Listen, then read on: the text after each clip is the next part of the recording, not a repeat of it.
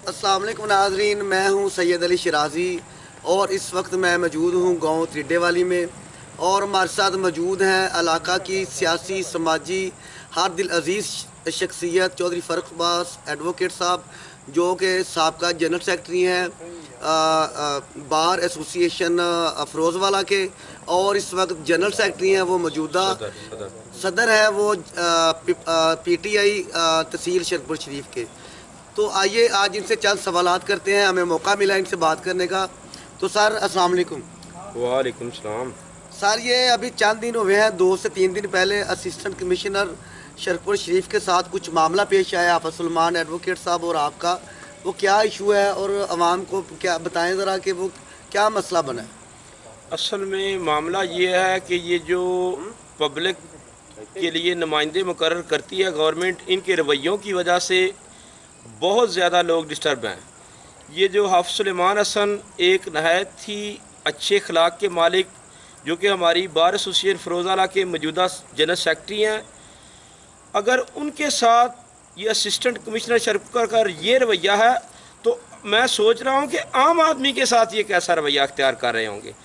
आम आदमी का तो इस मुल्क में ऐसे ऑफिसरों के ज़ेरे साया जीना हराम हो गया है, और ये इनका रवैया किसी डिक्टेटर से कम नहीं, और ये आवाम को एक नौकर और कमतर समझते हैं और अपने आप को आला समझते हैं, और इसी वजह से ये वाक़या पेश आया है। क्योंकि बार एसोसिएशन में हमारे जो अहदेदारान हैं, हम समझते हैं कि वो जहाँ लोगों की वेलफेयर के लिए काम करते हैं वहाँ वो अदारों को सुलझाने में भी उनका अहम किरदार होता है। और हाफ़िज़ साहब ने बतौर अदारों का नुमाइंदा होने के नाते जो बात की थी असिस्टेंट कमिश्नर शेरपुर से, उसके अगेंस्ट उसका नहायत ही गैर मुनासिब रवैया था, जिसकी वजह से ये वाक़या पेश आया था। सर आप ये जो PTI की हालिया हुकूमत जा रही है, इसमें अभी बजट पास हुआ है, तो आप इस बजट को कैसे देखते हैं आम आवाम के लिए। देखें जी, ये जो बजट है ये अवाम दोस्त बजट है। असल में ये जो इमरान खान जो हमारे लीडर हैं, वज़ीर-ए-आज़म पाकिस्तान हैं, उनकी पॉलिसी से जो लोग इत्तेफाक नहीं कर रहे वो सिर्फ बुग़्ज़ की बिना पर नहीं कर रहे, वरना जो पढ़ा लिखा समझदार बंदा है वो ये समझता है कि एक दलेर लीडर और अच्छे फ़ैसले करने वाला लीडर पाकिस्तान को मिला है, और ये बजट भी उसी सिनेरियो में ही दिया गया है। सर मियाँ जलील अहमद शेरपुरी साहब जो हैं वो नून लीग की टिकट से MP मुंतखब हुए हैं, लेकिन इस वक्त वो हमारे हल्का में PTI को प्रेजेंट कर रहे हैं। तो आप बतौर सदर उनकी काविशों को क्या कैसे सराहते हैं और आपकी नज़र में उनका क्या किरदार है, आप कैसे देखते हैं।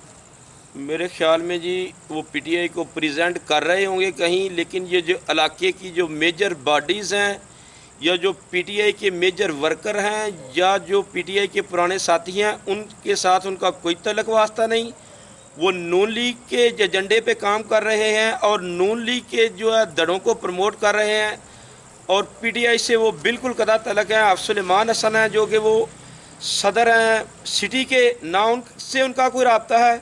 मैं PTI का सदर हूँ तहसील शेरपुर शरीफ का, ना मेरे से कोई उनकी कोऑर्डिनेशन है। वो हवा में ही काम कर रहे हैं, हमारा उनसे कोई रब्ता नहीं, ना उनका PTI से कोई रब्ता है। सर आपके ख्याल से इस हल्का में PTI को कौन यानी कि लीड कौन कर रहा है इस वक्त, मेन लीडर कौन है इस वक्त जो जिसको आप समझते हैं कि वो आपके साथ मुशावरत करता है और इस हल्का में बेहतर किरदार अदा कर रहा है PTI के हवाले से। PTI के हवाले से जी देखें, जो हमारे बड़े भाई हैं राव जहांज़ेब कवी खां, वो एक नहायत ही अच्छे आदमी हैं और उन्होंने हमेशा छोटे भाइयों की तरह शफकत की है और हर दिल अजीज़ शख्सियत हैं। लो लेवल के वर्कर के साथ उनका रब्ता है। और दूसरे नंबर पर हाजी अली असगर मंडा साहब हैं, जो वो भी PTI के वर्करों के साथ रब्ता रख रहे हैं, उन्हें जिस तरह हो सकता है अकोमोडेट कर रहे हैं।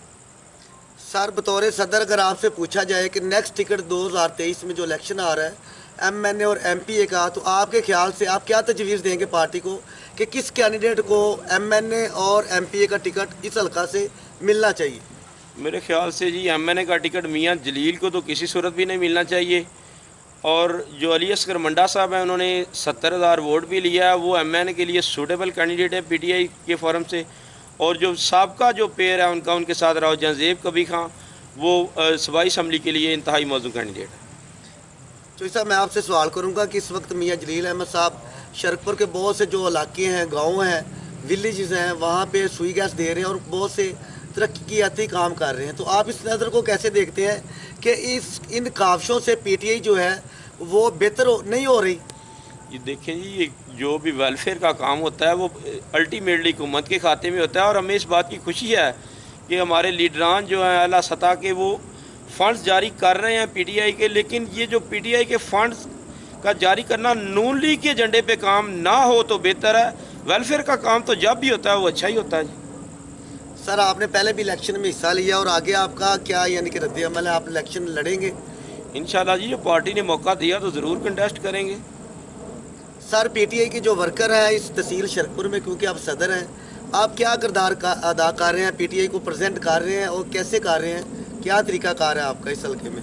देखिए जी, हमने मुख्तलिफ बॉडीज़ को ऑर्गेनाइज़ किया है, और उसके अलावा हम जो लो लेवल पे हमारे जैसे जो हमारे भाई हैं, जो वर्कर हैं, उनके साथ हम हमेशा राब्ते में रहे हैं और हम रहेंगे, और हमने पीटीआई के ही फोरम पे काम करना और पीटीआई को भी रिप्रेजेंट करना।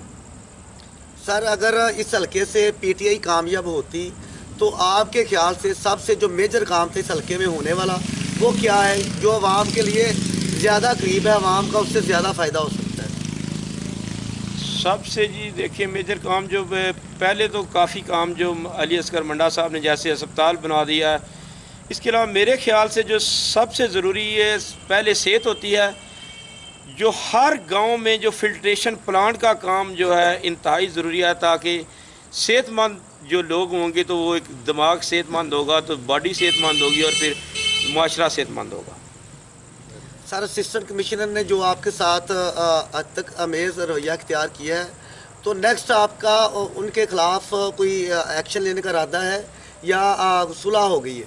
कोई सुलह नहीं अभी तक, कोई एक्शन, क्योंकि मैं उस दरखास्त का मदई हूँ। हमारे साथ ज़्यादती हुई है।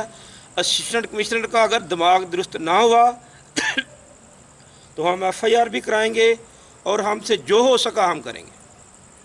नाज़रीन, हमारे साथ मौजूद थे शरकपुर की हर दिल अजीज़ शख्सियत चौधरी फ़र्ख अब्बास एडवोकेट साहब, जो कि सदर हैं तहसील शरकपुर के। तो हम इनके मशकूर हैं कि इन्होंने टीम एसबी न्यूज़ को टाइम दिया। सर, आपका बहुत शुक्रिया। आपका भी शाह साहब और आपकी सारी टीम का बहुत शुक्रिया। आपने हमारी इज़्ज़त अफ़ज़ाई की, हमारे पास आए, और हम आपकी हमेशा मशकूर रहेंगे। आपकी इन मोहब्बतों का बहुत शुक्रिया। शुक्रिया। अल्लाह हाफ़िज़।